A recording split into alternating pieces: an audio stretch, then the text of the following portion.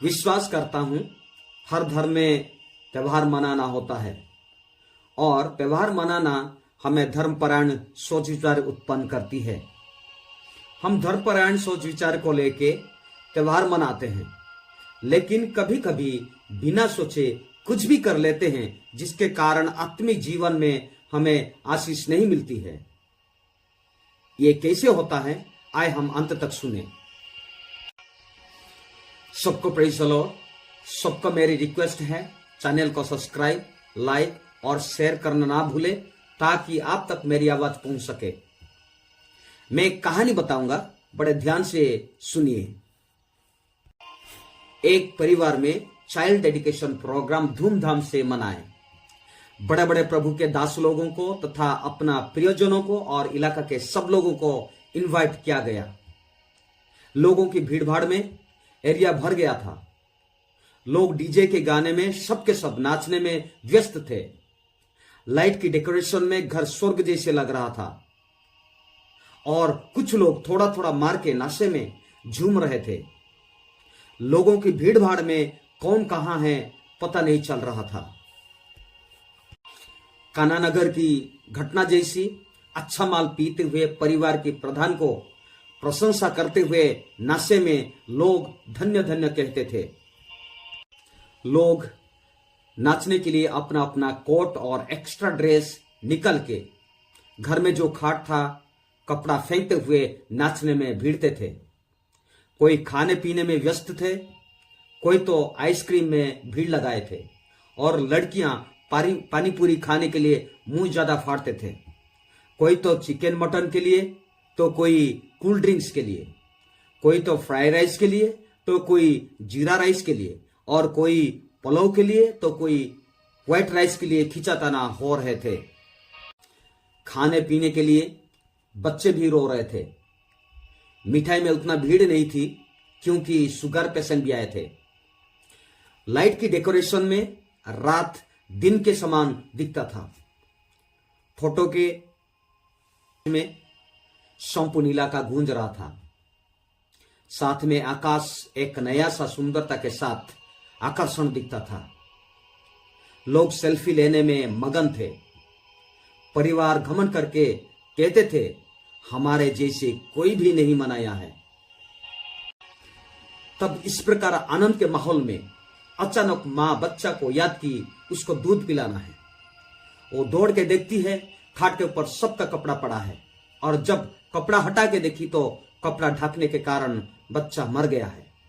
वो चिल्लाते हुए रोने लगी, जिसके लिए इतना बड़ा इंतजाम की थी आज वो मेरे गोद में नहीं रहा, मेरे साथ नहीं है। तब माहौल सुनसान हो गया। तब इतना बड़ा इंतजाम क्यों? इतना बड़ा इंतजाम किसके लिए? इतना बड़ा इंतजाम करके क्या फायदा? जिसके नाम से इतना बड़ा इंतजाम उसको ही ध्यान दे नहीं पाए। बाइबल कहती है ये लोग होठों से मेरा आदर करते हैं पर उनका मन मुझसे दूर रहता है। मत्ती 15:8। प्रियो प्रभु के लोग, दिसंबर 25 तारीख और जनवरी 1 तारीख या कोई भी एक विशेष दिन को हम स्वतंत्र रूप में धूमधाम से मनाते हैं। प्रभु की महिमा हो। चर्च घर हो या अपना घर हो, साल में एक बार साफ सफाई करते हैं, अच्छा से डेकोरेशन भी करते हैं। महीना से पहले माइक बजाते हैं और विभिन्न प्रकार की लाइट से घर सजाया जाता है। जैसे जैसे दिन निकट होता है हमारा मन भी उतना ही आनंद से भर जाता है। जैसे दिन पहुंच जाती है लोग अधिक सजावटी और स्वतंत्र खान पान बनाते बनाते प्रार्थना के लिए भी ठीक समय में पहुंचते नहीं हैं। प्रार्थना में बैठे हुए उनका मन घर में रखा हुआ खान पान को पहरा देती है, क्योंकि जहां खान पान वहां हमारा मन। पास्टर को पहले से बोला जाता है आज वचन थोड़ा कम कीजिए क्योंकि खान पान ठंड हो जाएगी और दूसरा प्रोग्राम भी है। चर्च में दिन रात नाचना गाना होता है। लोग बड़ी ध्यान से बैठे रहते हैं। लोग चर्च में जितना दान नहीं डालते हैं, उससे बढ़कर नाचने गाने में बड़े उत्साह के साथ पैसा की बारिश बरसाते हैं। जिन लोग चर्च में वचन सुनने के लिए 1 घंटा बैठ नहीं पाते हैं, उन लोग भी घंटों बैठकर गाना और डांस की आनंद लेते हैं। इन दिनों में लोगों के ध्यान संपूर्ण गाना और नाचना, खाना पीना और केक मिठाई में लगे रहती है। मेरा मतलब यह नहीं कि गाना, नाचना, खाना पीना, केक मिठाई करना गलत है, परंतु ये सारे चीजों में डूबे हुए हम जिन परमेश्वर की सेवा करते हैं, उनके ऊपर उतना ध्यान ही नहीं दे पाते हैं। फिर इस प्रकार की सेवा करके क्या फायदा है? बाइबल ये कहती है, उसने उससे कहा, तू परमेश्वर अपने प्रभु से अपने सारे मन और अपने सारे प्राण और अपने सारी बुद्धि के साथ प्रेम रख। मत्ती 22:37। हम मार्था के समान बहुत बातों में व्यस्त रहते हुए वास्तव सेवा भूल जाते हैं। हम मरियम के समान उत्तम बात को चुनना चाहिए। हम गाना, नाचना, खाना पीना, केक मिठाई और मजा लेने में बहुत समय बिताते हैं, परंतु परमेश्वर के लिए हमारे पास समय कहां है? आए हम ये त्योहार की कुछ बातों को ध्यान देते हुए हमारा आत्मिक सेवा की मूल्यांकन करें। पहला, हम अपना घर और चर्च अच्छा डेकोरेशन करते हैं, परंतु अपना हृदय जो परमेश्वर की मंदिर है, क्या हम अपना हृदय को तैयारी करते हैं? लेकिन बाइबल ये कहती है, इसलिए हे भाइयों, मैं तुमसे परमेश्वर की दया स्मरण दिलाकर विनती करता हूं कि अपने शरीर को जीवित और पवित्र और परमेश्वर की भावता हुआ बलिदान करके चढ़ाओ।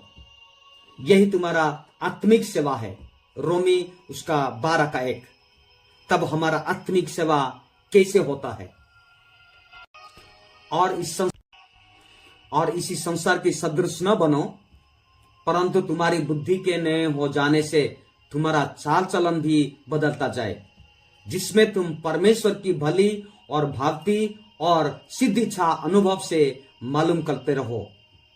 रोमी 12:2। दूसरी बात, हम अपना घर और चर्च साफ सफाई करते हैं, परंतु अपना हृदय जो परमेश्वर का मंदिर है, क्या हम अपना हृदय परिष्कार करते हैं?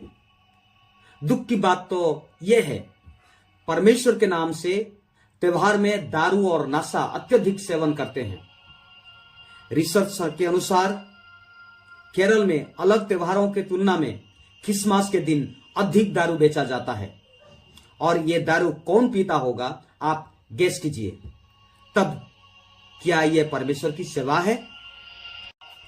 तीसरी बात, हम अपना घर और चर्च अति सुंदर रीति से विभिन्न प्रकार की लाइट्स सजाते हैं, लेकिन बाइबल कहती है, उसी प्रकार तुम्हारा उजियाला मनुष्यों के सामने चमके कि वे तुम्हारी भले कामों को देखकर तुम्हारे पिता की जो स्वर्ग में है बढ़ाई करे। मत्ती 5:16।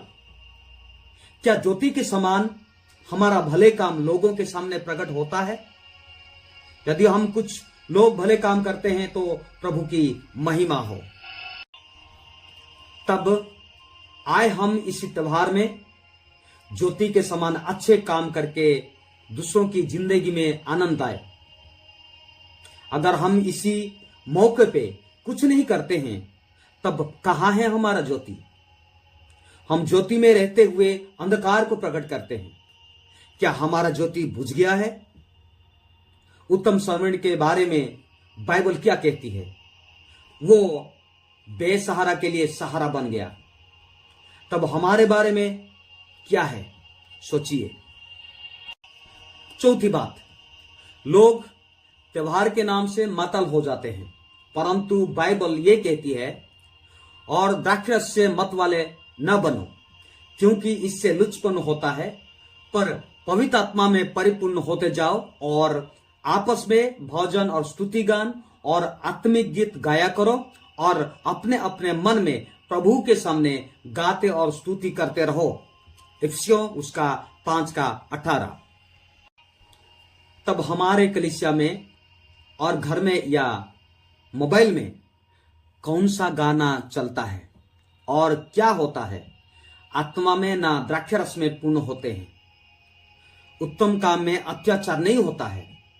क्या यह परमेश्वर का सेवा है? 5वीं बात, इस त्योहार में हम खुद को सजाने में कम नहीं करते हैं। जैसे नया स्टाइल की स्वतंत्र ड्रेस और विभिन्न प्रकार की श्रृंगार दिखावटी, जैसे बाल गूंथने और सोने के गहने या भांति भांति के कपड़ा पहनना होता है। मैं इसके खिलाफ नहीं हूं। अगर मिलता है और भी बेहतरीन कपड़ा पहनिए। मुझे गलत मत समझिए, परंतु मेरा विचार और सोच को समझिएगा। बाइबल ये कहती है, वरन तुम्हारा छिपा हुआ और गुप्त मनुष्यत्व नम्रता और मन की दीनता की अविनाशी सजावट से सुसज्जित रहो, क्योंकि परमेश्वर की दृष्टि में इसका मूल्य बड़ा है। पहला पत्रस उसका 3 और 4।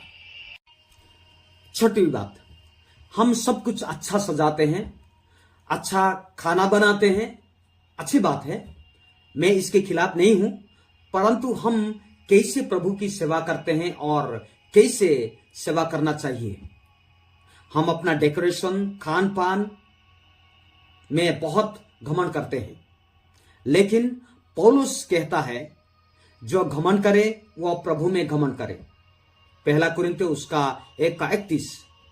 तब हम क्यों हमारा खान पान और डेकोरेशन में घमंड करते हैं? 7वीं बात, हम बड़े बड़े लोगों को इनवाइट करते हैं, लेकिन क्या हम प्रभु को इनवाइट करते हैं? यदि इस प्रकार करते हैं, तब हम कैसे परमेश्वर की उपस्थिति को पाएंगे? हम जिस परमेश्वर को सेवा करते हैं, क्या वो हमारे मध्य में रहेंगे? जैसे प्रकाशित पुस्तक में लिखा गया है, परमेश्वर द्वार निकट खड़े होके दरवाजा खोलने की इंतजार में है। तब हम क्रिश्चियन समाज किस प्रकार परमेश्वर की सेवा करना चाहिए, हमको सोचना है।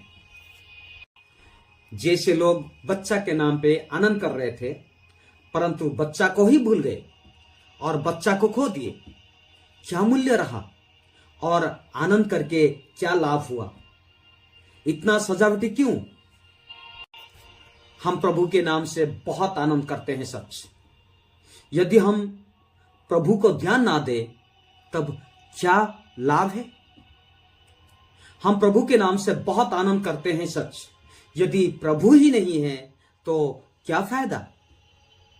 आप कैसे सेवा करेंगे, आप खुद निर्णय लीजिए और सेवा कीजिए, और ये साल का परमेश्वर की सेवा वास्तव सेवा होने पाए। आपकी ज्योति के समान उत्तम काम लोगों के पास प्रकट होने पाए।